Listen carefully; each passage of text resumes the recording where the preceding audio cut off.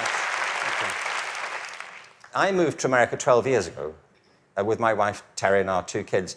Actually, truthfully, we moved to Los Angeles.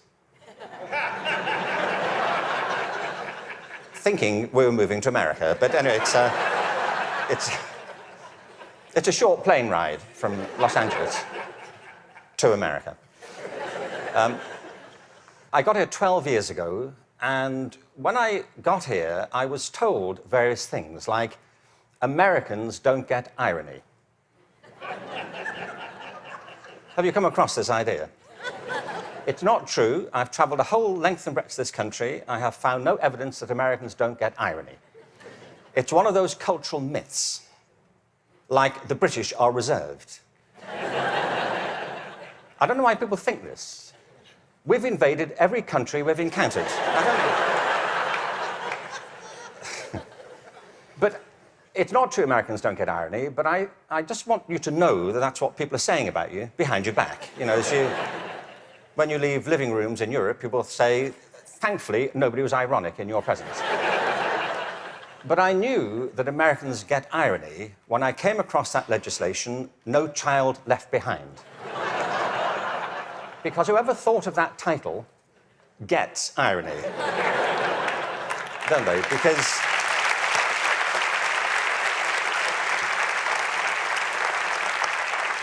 Because it's leaving millions of children behind.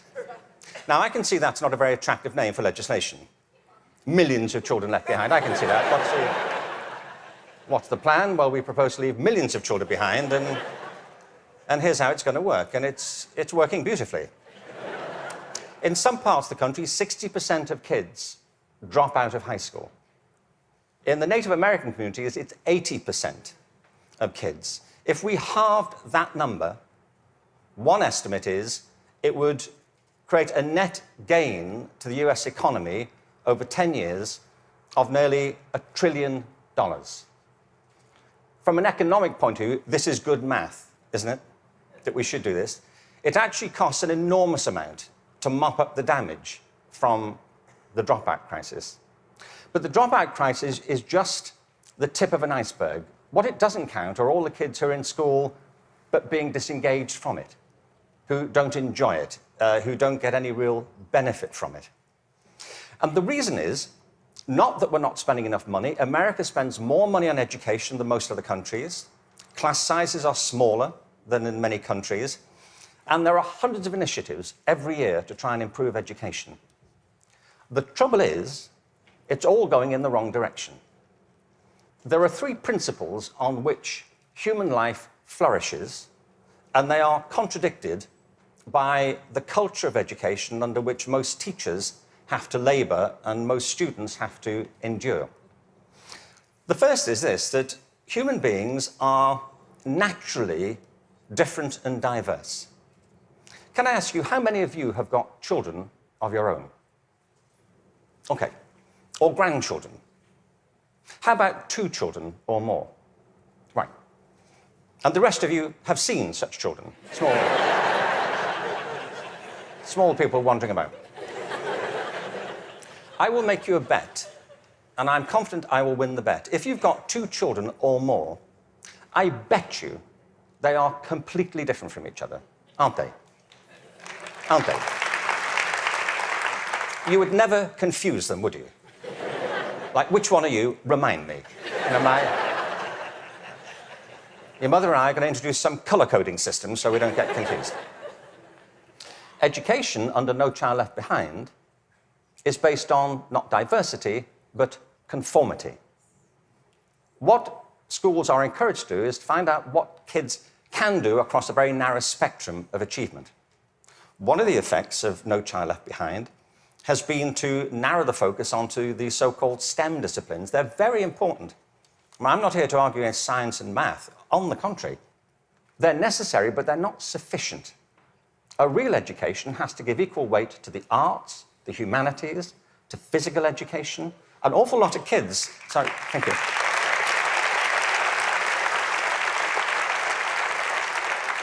One estimate in America currently is that something like 10% of kids getting on that way are being diagnosed with various conditions under the broad title of attention deficit disorder, ADHD.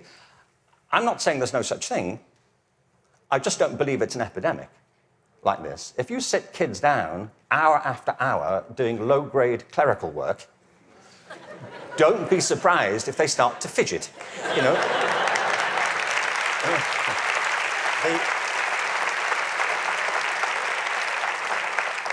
Children are not, for the most part, suffering from a psychological condition. They're suffering from childhood, you know, and I know this because I spent my early life as a child. I went through the whole thing. And kids prosper best with a broad curriculum that celebrates their various talents, not just a small range of them. And by the way, the arts aren't just important because they improve math scores, they're important because they speak to parts of children's being which are otherwise untouched.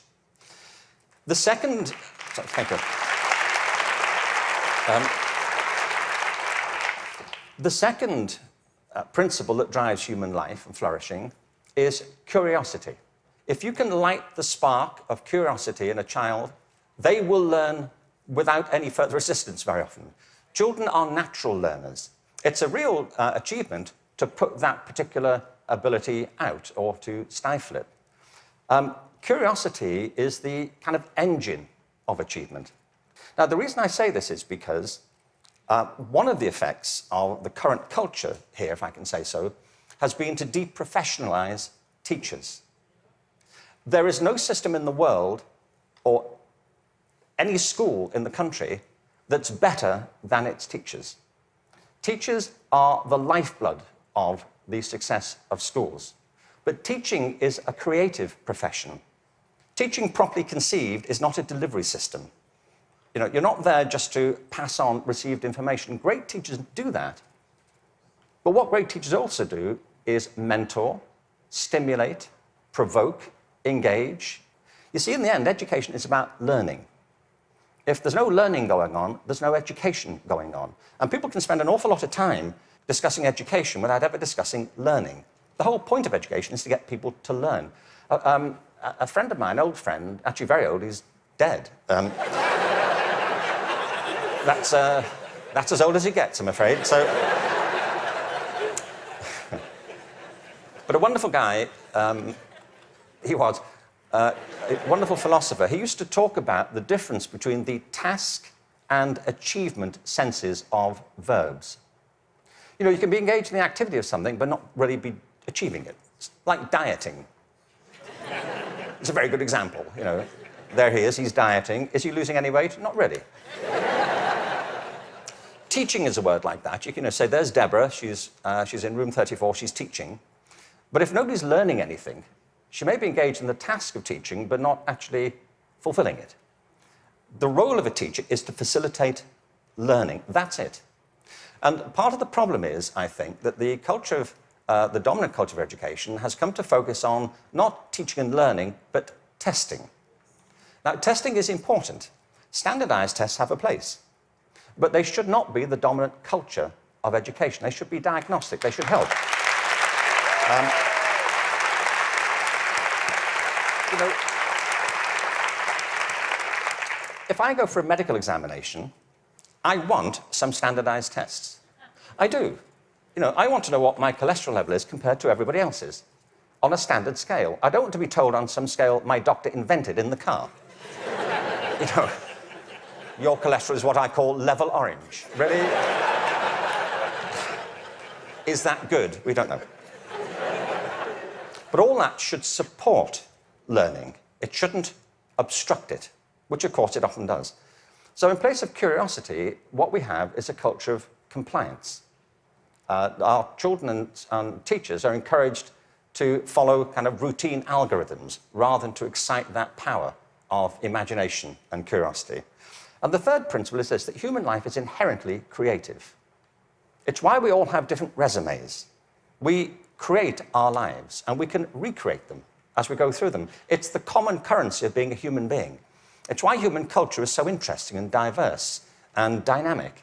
I mean, other animals may well have imaginations and creativity, but it's not so much in evidence, is it, as ours. I mean, you may have a dog. you know, and your dog may get depressed. You know, but it doesn't listen to Radiohead, does it? And sit staring out the window with a bottle of Jack Daniels. And you say, would you like to come for a walk? He said, no, I'm fine. No. You go. I'll wait, I'll go. Yeah. But take pictures. We all create our own lives through this restless process of imagining alternatives and possibilities, and one of the roles of education is to awaken and develop these powers of creativity. Instead, what we have is a culture of standardization. Now, it doesn't have to be that way. It really doesn't. Finland regularly comes out top in math, science, and reading. Now, we only know that's what they do well at because that's all that's being tested currently. That's one of the problems of the tests. They don't look for other things that matter just as much. The thing about the work in Finland is this. They don't obsess about those disciplines. They have a very broad approach to education, which includes humanities, physical education, the arts. Second, there is no standardized testing in Finland. I mean, there's a bit, but it's not what gets people up in the morning. It's not what keeps them at their desks. And the third thing is, I was at a meeting recently with some people from Finland, actual Finnish people, and so somebody from the American system was saying to the people in Finland, what do you do about the dropout rate in Finland? And they all looked a bit bemused and said, well, we don't have one. Why would you drop out? If people are in trouble, we get them quite quickly and help them and we support them. Now, people always say, well, you know, you can't compare Finland to America. No, I think there's a population of around 5 million in Finland. But you can compare it to a state in America. Many states in America have fewer people in them than that. I mean, I've been to some states in America, and I was the only person there. Really. Really, I was asked to lock up when I left. But what all the high-performing systems in the world do is currently what is not evident, sadly, across the systems in America. I mean, as a whole. One is this. They individualize teaching and learning.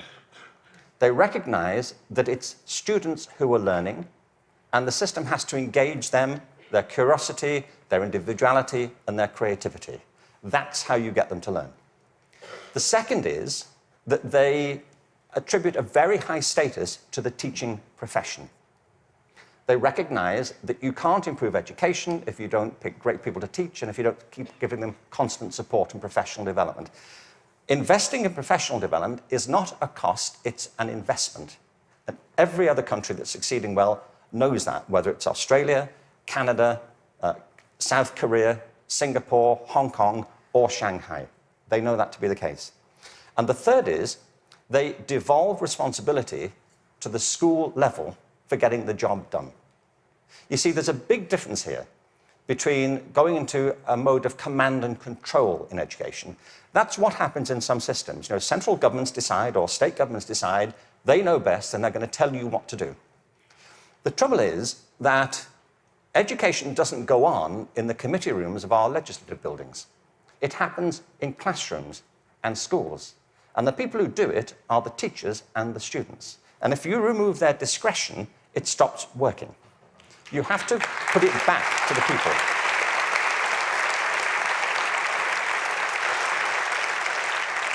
There's wonderful work happening in this country. But I have to say, it's happening in spite of the dominant culture of education, not because of it. It's like people are sailing into a headwind all the time. And the reason I think is this, that many of the current policies are based on mechanistic conceptions of education. It's like education is an industrial process that can be improved just by having better data. And somewhere in, I think, the back of the mind of some policymakers is this idea that if we fine-tune it well enough, if we just get it right, it'll all hum along perfectly into the future. It won't, and it never did. The point is that education is not a mechanical system, it's a human system. It's about people. People who either do want to learn or don't want to learn. Every student who drops out of school has a reason for it. which is rooted in their own biography. They may find it boring, they may find it irrelevant, they may find that it's at odds with the life they're living outside of school. There are trends, but the stories are always unique. I was at a meeting recently in Los Angeles they're called alternative education programs. These are programs designed to get kids back into education. They have certain common features. They're very personalized. They have strong support for the teachers, close links with the community, and a broad and diverse curriculum, and often programs which involve students outside school as well as inside school. And they work. What's interesting to me is these are called alternative education. You know? And all the evidence from around the world is if we all did that, there'd be no need for the alternative.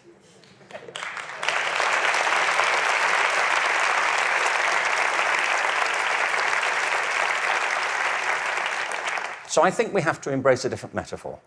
We have to recognize that it's a human system and there are conditions under which people thrive and conditions under which they don't. We are, after all, organic creatures. And the culture of the school is absolutely essential. Culture is an organic term, isn't it? Not far from where I live is a place called Death Valley. Death Valley is the hottest, driest place in America, and nothing grows there. Nothing grows there because it doesn't rain, hence Death Valley. In the winter of 2004, it rained in Death Valley. 7 inches of rain fell over a very short period. And in the spring of 2005, there was a phenomenon. The whole floor of Death Valley was carpeted in flowers for a while. What it proved is this, that Death Valley isn't dead. It's dormant. Right beneath the surface are these seeds of possibility, waiting for the right conditions to come about. And with organic systems, if the conditions are right, life is inevitable. It happens all the time. You take an area, a school, a district, you change the conditions, give people a different sense of possibility, a different set of expectations, a broader range of opportunities. You cherish and value the relationships between teachers and learners. You offer people discretion to be creative and to innovate in what they do. And schools that were once bereft spring to life. Great leaders know that. The real role of leadership in education, and I think it's true at the national level, the state level, at the school level, is not and should not be command and control. The real role of leadership is climate control, creating a climate of possibility. And if you do that, people will rise to it and achieve things that you completely did not anticipate and couldn't have expected. There's a wonderful quote from Benjamin Franklin. There are 3 sorts of people in the world. Those who are immovable, people who don't get it, they don't want to get it, they're not going to do anything about it. There are people who are movable, people who see the need for change and are prepared to listen to it. And there are people who move, people who make things happen. And if we can encourage more people, that will be a movement. And if the movement is strong enough, that's, in the best sense of the word, a revolution. And that's what we need. Thank you very much. Thank you very much.